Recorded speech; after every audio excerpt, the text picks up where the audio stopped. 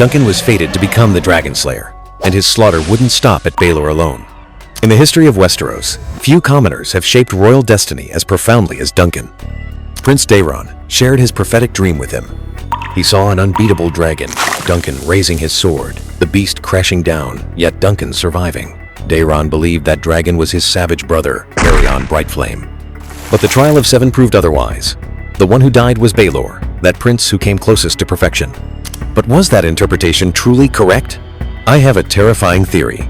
What Daeron witnessed wasn't just a single trial, but destiny itself, and Duncan was fated to become the Dragonslayer of the entire House Targaryen. Let me walk you through Duncan's first kill. The trial of 7 changed everything. Prince Baelor, handsome, merciful, brave, the future rightful king, fell on the tournament grounds. Because of Duncan, this dragon who should have inherited the throne was brought down. Meanwhile, Rhaegar Brightflame, that truly brutal prince, was exiled far away. Duncan had swung his dragon-slaying sword for the first time. From that moment forward, House Targaryen's fate began sliding along the path prophecy had laid out. His second victim? Maekar's former self.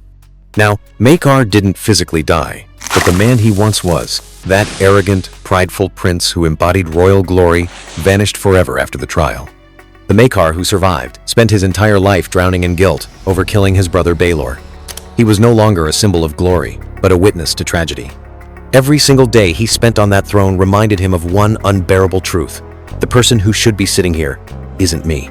Then came the third dragon, Aegon V, that bald-headed boy who wandered with Duncan, known simply as Egg, underwent an even more profound transformation.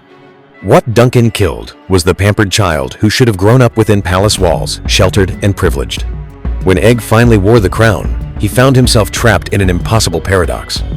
He wanted to help the common people, but the power structures wouldn't allow it.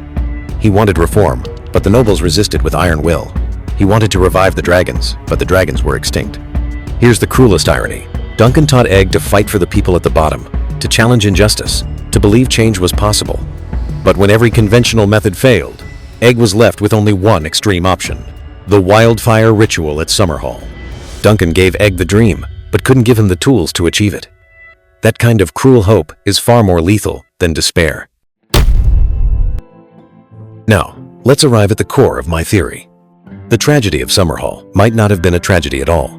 Remember Daenerys in the Red Waste?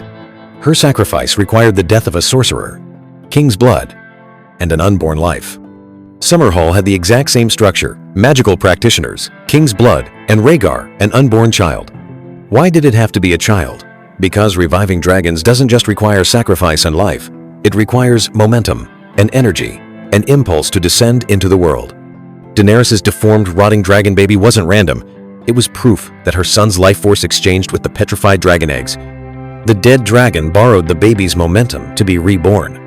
My theory is this: Rhaegar was meant to die as the final link in that chain of sacrifice and then be reborn as a true dragon. This explains everything abnormal about his life. Born melancholy, as if he sensed missing some predestined fate. Constantly returning to Summerhall to sing, drawn by a calling deep in his soul. Plagued by prophetic dreams of the long night and the prince that was promised. Believing he was the savior, yet confused about how to save anyone. Rhaegar's tragedy was this: he truly was meant to be the savior, but not in human form, as a dragon. He should have been the magic dragon born at Summerhall, the ultimate weapon against the long night. But Duncan, at the ritual's critical moment, saved that child. He interrupted the ceremony. He killed the dragon that was about to be born. Duncan had slain another dragon, and this time, he slaughtered one that hadn't even been born yet. He preserved Rhaegar's human life, but destroyed his destiny as a dragon. Rhaegar survived, but survived as something displaced, something wrong. He had prophetic dreams, but no dragon's body. He carried the mission to save the world, but possessed only human limitations. History has its own will. When fate is forcibly altered, history corrects itself in its own way. Rhaegar's entire life was unconsciously preparing the conditions for sacrifice. His obsession with prophecy, his love for Lyanna, his death at the Trident, these seemingly personal choices were actually pushing history back toward its original track. His actions indirectly transformed his sister Daenerys' fate. Robert's rebellion destroyed the Targaryen dynasty. Daenerys was born in a storm, raised in exile, hardened through catastrophe, and finally hatched dragon eggs, becoming the mother of dragons. History completed its correction. The dragon that should have been born at Summerhall was finally born in the Red Waste. The savior shifted from Rhaegar to Daenerys. 20 years delayed. The cost? The annihilation of an entire dynasty. You can delay destiny, but you cannot cancel it. When Duncan saved Rhaegar, he only postponed the sacrifice. Rhaegar's entire life was merely preparation for that postponed offering. He was like a cursed prophet, seeing the destination but never reaching it, doomed to pay the price for an unfulfilled mission. A profound paradox emerges here. Daeron saw the Dragonslayer but misidentified the dragon. Aegon V saw the path to dragon revival but triggered the Summerhall disaster. Rhaegar saw the prince that was promised but mistakenly believed it was himself or his son, leading to the dynasty's collapse. The problem with prophetic dreams is this: they grant knowledge but steal wisdom. When you glimpse fragments of the future, you can't help but interpret them, try to fulfill them, and that active intervention is precisely what distorts the future itself. The dreamer becomes prisoner to their own prophecy, and in attempting to avoid or achieve their fate, they personally construct the tragedy. Duncan was different. He had no prophetic dreams. He was purely a man of action. Each of his choices, paradoxically, pushed history with precision. When he stood up against injustice, it wasn't because he saw the future. It was because he felt it was right. When he saved the pregnant princess at Summerhall, it wasn't because he understood the meaning of sacrifice. It was because he couldn't watch a child die. Free will isn't knowing the future and choosing your path. It's acting bravely in ignorance. Duncan could become the Dragonslayer precisely because he didn't know he was slaying dragons. He simply made the choices he believed were right, again and again. That pure moral instinct brought him closer to history's true direction than any prophetic dream ever could. The unbeatable dragon in Rhaegar Targaryen's prophetic dream might never have been a specific person at all. It was House Targaryen's fate itself, both powerful and fragile, both magnificent and mad. Duncan wasn't the enemy of dragons. He was the witness and regulator of the dragon's destiny. He kept witnessing old dragons die, and unconsciously pushed new dragons toward birth, until finally he rested forever with the king he swore to protect in the flames of Summerhall. If this theory holds, we discover an unsettling truth. Every act of Duncan's kindness required an entire dynasty to share the cost. He saved Rhaegar at Summerhall. The cost? The ritual's failure. Rhaegar pursued prophecy in human flesh. The cost? Robert's rebellion erupted.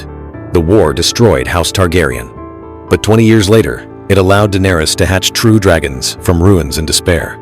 This is the paradox of kindness. Sometimes, delaying a necessary sacrifice only leads to sacrifice on a far greater scale. But Duncan didn't know this, and he shouldn't have known. Because if he had known, if he'd chosen not to save that unborn baby for the greater good, then he would no longer be Duncan. He would become another prisoner of prophetic dreams, another Targaryen sacrificing humanity for prophecy.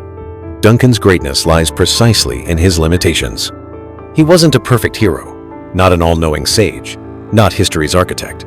He was simply a mortal who, at critical moments, made human choices by instinct, and history, in its own way, completed those postponed sacrifices.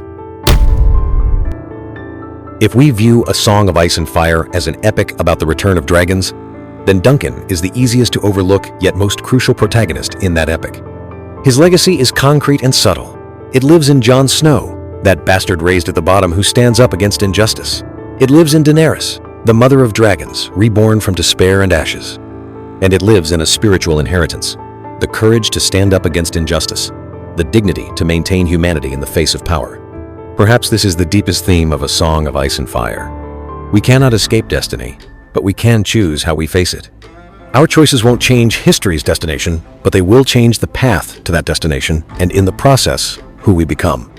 Duncan chose humanity. The cost was delaying the rebirth of blood and fire. Rhaegar chose prophecy. The cost was losing the life that should have been his. Daenerys finally hatched dragons. The cost was forever losing the possibility of ordinary happiness. Everyone sacrifices. Everyone is sacrificed. This is the cruelest truth of the Game of Thrones. That boy from Flea Bottom, that knight without family, without prophetic dreams, without dragon blood, ultimately became the most crucial shaper of the dragon's fate. This itself is the greatest mockery of bloodline theory and the most powerful proof of free will. In the eternal contest between ice and fire, Duncan represents a third force.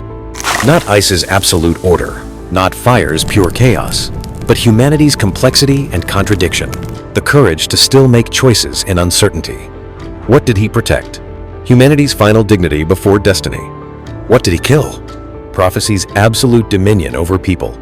This may be what a true hero should do. Not complete a great mission, but maintain human conscience at critical moments. That orphan from Flea Bottom proved with his seemingly ordinary life that even the most humble person has the right to defy the script designed by the gods.